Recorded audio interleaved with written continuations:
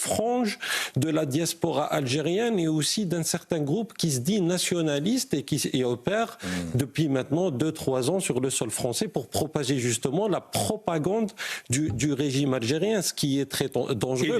Alors, procédure ordinaire ou pas, il est expulsable ce personnage? Il n'a rien à faire en fait ici. Je pense que la justice française n'a pas dit qu'il n'était pas expulsable. Oui. Elle a dit simplement que la procédure, effectivement, qui avait été choisie par le ministre Retailleau, que n'était pas validée par notre justice française et républicaine. Et la justice française et républicaine, que je sache, n'est pas algérienne. Et pour autant, l'Algérie n'a pas dit que lorsqu'il sera expulsé par les voies de l'expulsion ordinaire, elle ne l'accueillerait pas. L'Algérie, elle a dit simplement le processus n'a pas été respecté. Parce qu'il y a des conventions, la convention de Vienne de 63, la convention franco-algérienne de 74. Retailleau n'avait même pas pris le temps d'avertir que les instances consulaires algériennes, on le met dans un avion, on l'envoie en Algérie, mesure administrative. Non, la justice française, elle a remis les points sur les barres sur l'été. Il sera certainement expulsé. Mais est-ce qu'il sera repris par l'Algérie? C'est ça aussi la question. Oui, il sera repris. L'Algérie a dit qu'il le reprendrait s'il était expulsé par la voie de la justice. Non, mais pardon, mais c'est pas. Ne faites pas dire ce qu'ils n'ont pas dit. Non, mais c'est pas du tout ce qu'a dit la justice française. La justice française ne s'est pas prononcée sur le refus d'Alger d'accueillir sur son sol cet individu.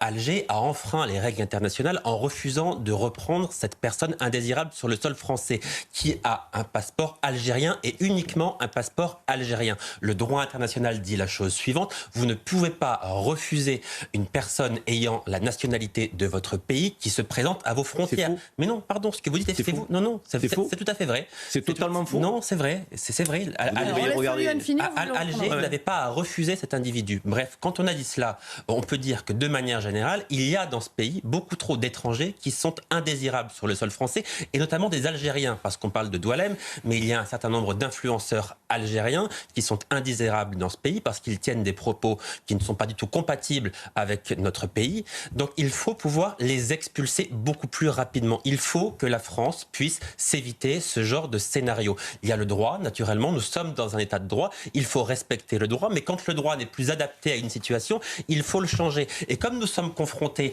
à un nombre de plus en plus important d'étrangers à expulser, et à expulser rapidement, sans délai, parce qu'il en va de la sécurité de la France, eh bien il faut que le droit soit modifié pour pouvoir les expulser plus vite, avec éventuellement moins de recours. Il faut modifier le droit, oui, bien sûr. Il avait un passeport en bonne et due forme, ils auraient pu le reprendre la première fois. Alors je crois que tous les Français sont d'accord pour que soient expulsés les étrangers en situation régulière ou irrégulière qui représentent un danger pour notre pays. Ceci dit, il y a quand même à un moment donné des procédures à respecter. Et ce qui vient d'être dit est totalement faux. Pourquoi ? Parce qu'il y a des conventions internationales, je l'ai dit, la convention de Vienne de 63 et la convention franco-algérienne, qui indiquent que les instances consulaires doivent être en relation. Ça veut dire que M. Retailleau, s'il avait pris son téléphone pour appeler les instances algériennes en disant « nous mettons un ressortissant algérien dans l'avion », parce que nous avons pris une mesure, et c'est la convention... Ils n'ont pas prévenu pour vous. Alger aurait dit oui, bienvenue. C'est la convention qui le dit. Alors après, je sais bien que Yohann Usaï, il sait tout mieux que tout le monde, le qui le trouve pas, c'est la règle de la convention.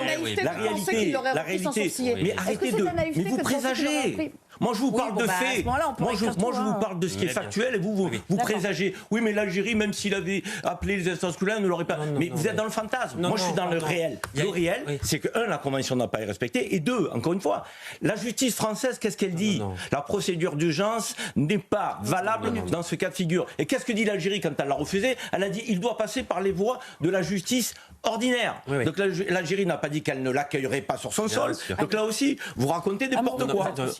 10 secondes et après il faut qu'on avance un peu, les amis. Karim Zeribi est dans le réel, moi aussi je suis dans le réel.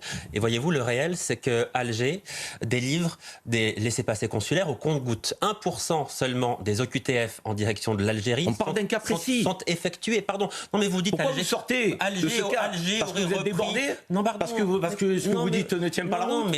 Vous parlez des autres. Et des autres... Non mais ce qui veut dire c'est qu'Alger ne fait pas preuve de la plus grande compréhension. Mais si vous prenez tous les pays aujourd'hui du Maghreb, donc on a des difficultés sur l'espace consulaire. C'est pas un principe particulier avec l'Algérie. Arrêtez de fantasmer sur l'Algérie. Là, on parle d'un cas précis. L'Algérie est le pays qui reprend le moins ses OQTF. Pardon, c'est un fait.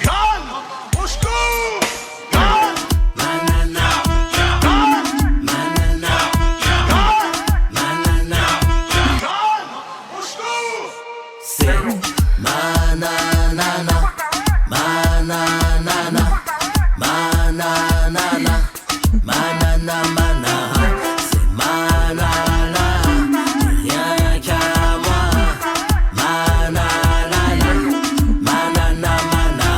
la chanson de l'été, Nana Manara de Nicolas Malone sur Spotify, iTunes, et bien sûr Deezer pour bouger, danser, se remuer.